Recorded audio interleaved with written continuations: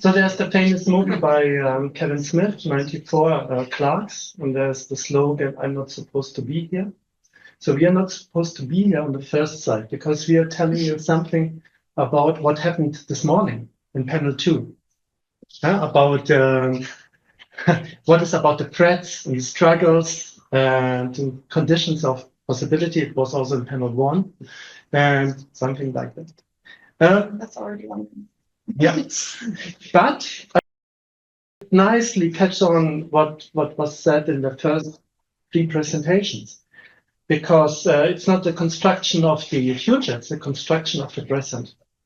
So we asked the people, the journalists and the media regulations and the citizens, what they think about the present and what are the threats, how to make sense of it. So it's also the construction perspective.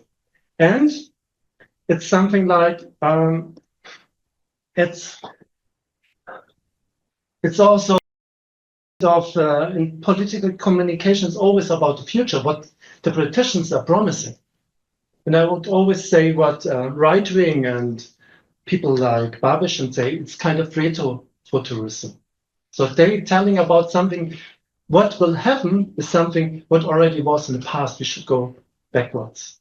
So it also fits to that. And yeah, being half German, half Austrian, now I learned that Czech Republic won't be a harbor for me this year. And for us, it's a very nice case because now the new public opinion polls would say only 15% of the population say they are satisfied with the political situation in Czechia. And most of them, so like the Czech Academy, the public opinion, they would say, the population doesn't really want to remember Babiš's first presidency, but they mostly remember that we're getting more for the money worth than they do today. And that's what matters. That's a fascinating paradox. We have the same in Germany. And that's also some kind of what we say at the elephants in the room. We're talking about something and another is missing out. So, and our study is, and then if you miss the presentation tomorrow, again, it's based on the threats to journalists. And there are several threats, and we talked about it this morning: transformation of political knowledge, disenchantment, colonization, of economic sustainability, increase of symbolic violence, and polarization. And that problem with this framework is it's theoretically grounded. And it's based also on some old traditional threats, also incorporating new ones. For example, we talked a lot about AI today in the platforms, but are they based here? And empirically, and then we built on what Kirill Filimonov and Vaya did, how easy for the people in the field to see them and to understand them and to mention them. And what Nico was saying also in the book is it's also related to a crisis discourse. The crisis of the business models, the concentration crisis, in the hands of a small group of investors, and the populism crisis, tax on public service media. Like what we learned in Germany, we have the crisis. My opinion, being a scientist, is we don't have that much problem with migration, but it's this discourse. And we wanted to confront this model with empirical research. Yeah. Moving from Germany to Czech Republic. So I will describe briefly the methods that we used to actually learn more about the threats for journalism in Czech Republic. I didn't mention yet that this data collection was part of the European Medema project that was mentioned before already. So the data collection wasn't happening only in Czech Republic, but also in other European countries. But we will be talking only about the Czech case. So I will describe the methods as I was very closely at all of the steps during the process. So we, between May and July 2024, we conducted interviews and focus groups. We conducted 12 interviews with editors-in-chiefs and journalists from the main leading news media outlets in Czech Republic. So we contacted those journalists and editors-in-chiefs directly, and we asked them about some specific questions. The main topics was where the roles of media for democracy, the professional conditions for media freedom in Czech Republic, and so on. We also conducted 4 interviews with media regulators because we wanted to look at the threats from 3 different perspectives. So it was perspective of the journalists, then the perspectives of the regulators, and then also citizens, because they are important part of the whole environment. But usually you have probably more the journalists, like if you talk about journalism, and not that much of the citizens itself. So we also conducted 4 focus groups with citizens from different socioeconomic backgrounds in Prague and Olomouc. And what was important for us was that we include both politically active and politically passive, or what we would call politically passive citizens. So based on a questionnaire, divided people into 2 groups, politically active and passive, and we wanted them to actually discuss in a group together, so they are more open and they actually feel safe to share why they are politically active or passive. And we got some quite interesting results because it appeared that it doesn't really matter if they are politically active or passive, because the results are really very similar. But I will talk about that a bit later. We to recruit the participants for the focus groups, we were working with a recruiting agency, which was very helpful because we wanted to reach people from not only the big cities, but also from very small villages, and just to be sure that we the groups are very diverse and we don't exclude anyone. We used some interview guides, and that's probably it. If you are more interested in the details about the participants, you can ask us later.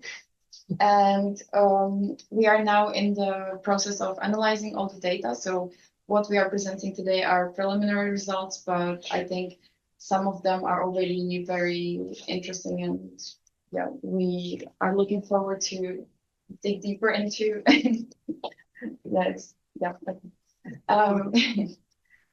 Okay, so I will start with the results, and I will to Jeffrey, who will go a bit deeper into the results.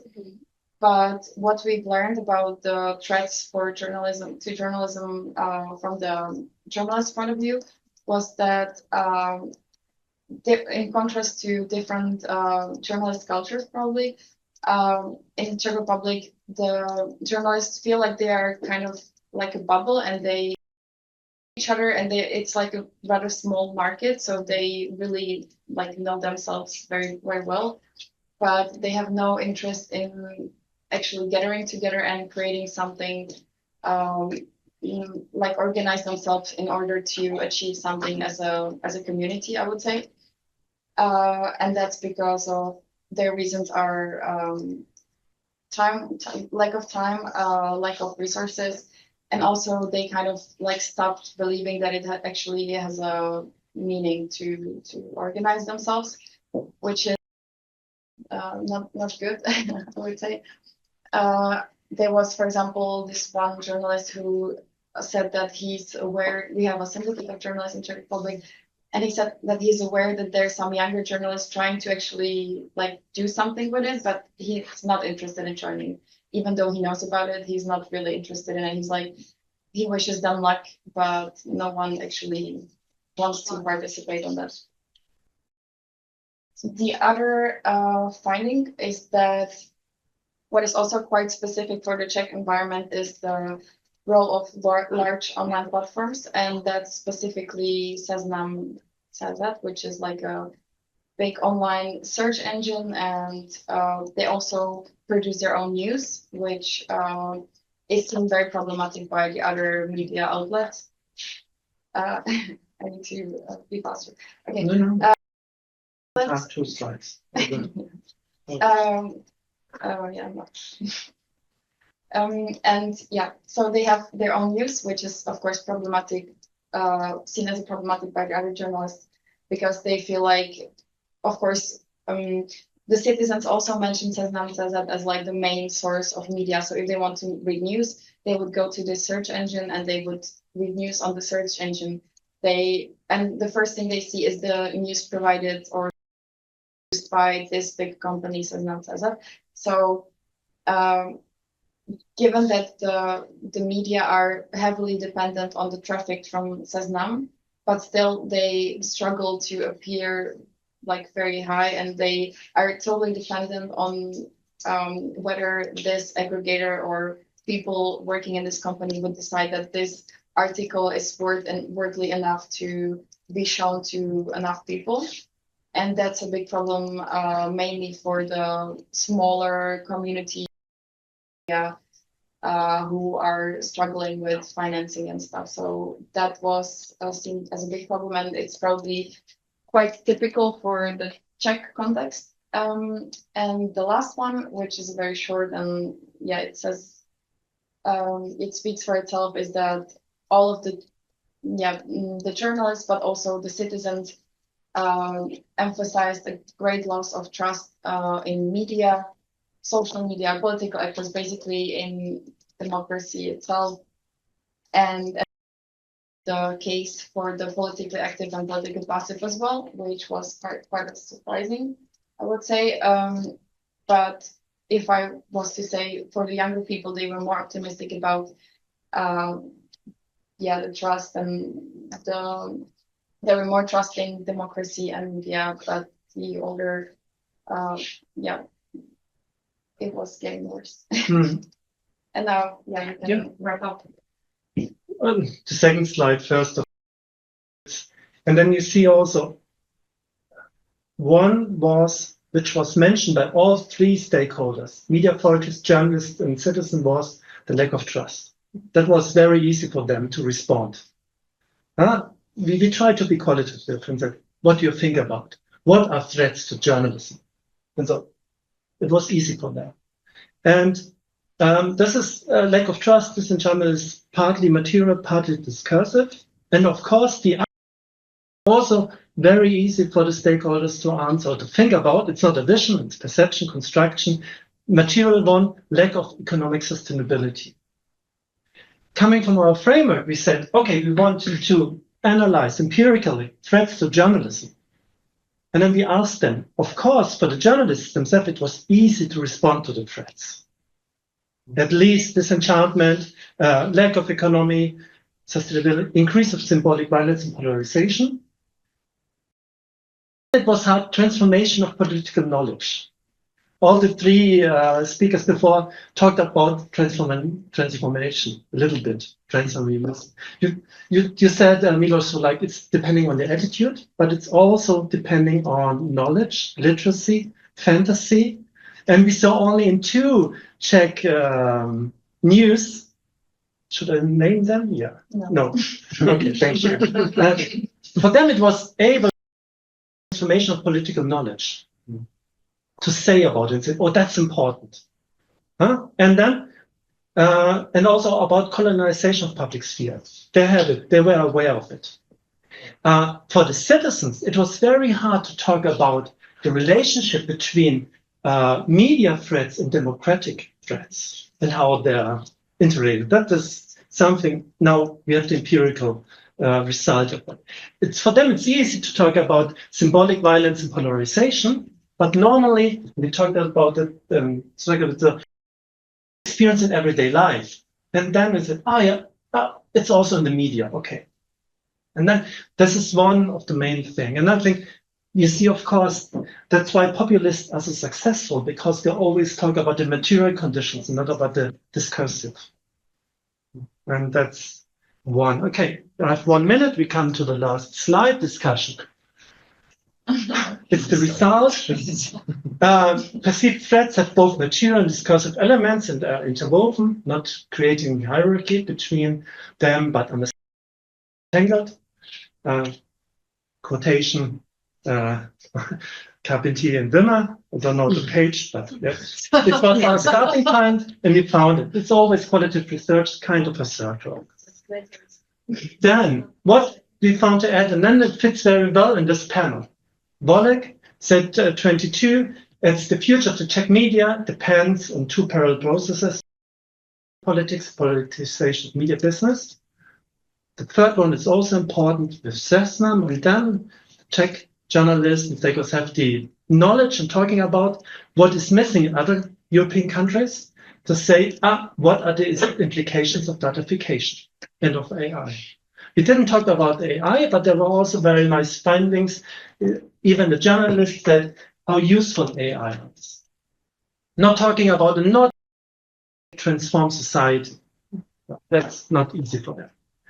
And then our question to you, and you can respond in some minutes, which specific threats would you say are worth looking into?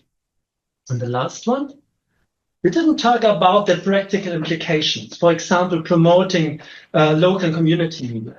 This was very hard for them. Okay, what should we do? It was always like, yeah, it's so and so and so. And then the journalists, we tried everything. Now we survive. The media authority said, oh, it's not up to you. Probably. We try. And for the citizens, survive until the next election. Okay, we are out of. Thank you very much.